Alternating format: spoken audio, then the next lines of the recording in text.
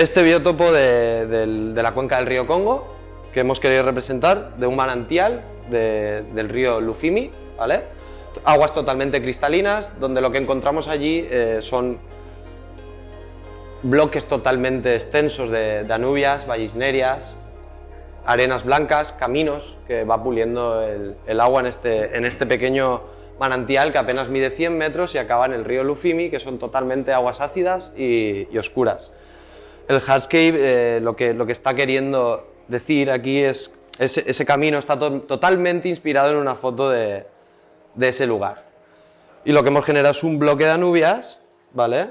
Un primer plano muy fuerte, con esta caída de raíces que nos da un fuerte impacto en el primer plano y generar esa pequeña lejanía con esas pequeñas vallisnerias que hemos puesto jóvenes ahí detrás. Como podéis observar, pues está bastante conseguido. Encontramos esas arenas totalmente blancas, esas aguas totalmente cristalinas con el toque de sedimento, como de minerales disueltos en el agua. Y las anubias que hemos puesto son astifolia con gensis de manera más o menos ordenada, ¿vale? Que es lo que encontraríamos en el hábitat. Algo de hoja, ¿vale? Arrastrada por la corriente. Son los manantiales, normalmente tienen mucha potencia de corriente y encontramos muy poquita materia orgánica.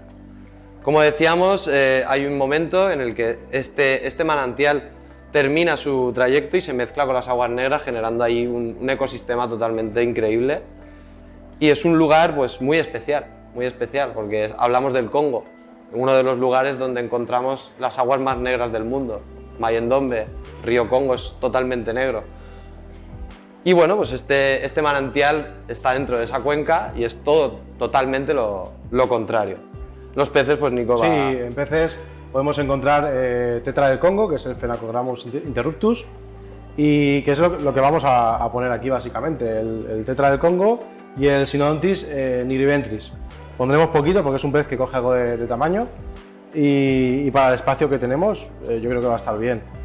Hay más cíclidos como el cíclido joya, el Micromis. Luego también encontramos otros barbitos. Lo que pasa es que son peces que no se identifican a nivel comercial y tenemos que irnos un poco a lo más encontrado, ¿no? en los comercios. De hecho, la información que hemos encontrado sobre estos barbos es barbo oro o barbo negro. O sea, claro. no hay muchísima información sobre lo que los manantiales se refiere. Son entornos bastante complicados, ya que la gente no llega a explorar estas zonas y clasificar todas las especies que allí viven. Pero si nos vamos a la zona en la que confluyen el manantial y el canal principal, vamos a encontrar pues, mucha más variedad de peces, ya que en estos ríos de aguas negras viven cientos de tetras, cientos de cíclidos, es mucho más fácil. Así que siempre que hagamos un biotopo B1, que hablábamos de una localización geográfica concreta, tenemos que tener claro qué fijación de GPS vamos a fijar para que todos estos peces nos encajen también en el acuario. También hay que tener en cuenta el litraje del acuario, la cantidad de peces que vamos a meter, pues la viabilidad del acuario es lo más importante en este caso. Entonces, en este acuario no vamos a meter más de 2 especies, no sería viable. Es un acuario que estará en los 200 litros, con todo este hardscape no llegará a esa cantidad de agua. 90, 50, 45, como el acuario que anteriormente nombrábamos.